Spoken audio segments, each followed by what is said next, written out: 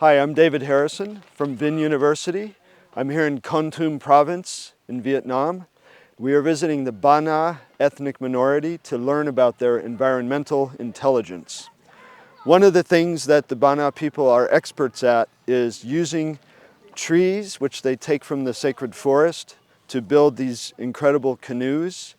They use the canoes to navigate the river, to fish, to go visit the forest, to visit their rice fields, and they have a very spiritual and sustainable relationship with the environment that they live in. We're here in Kon Tum province studying environmental intelligence with the Ba Na ethnic minority people of Vietnam.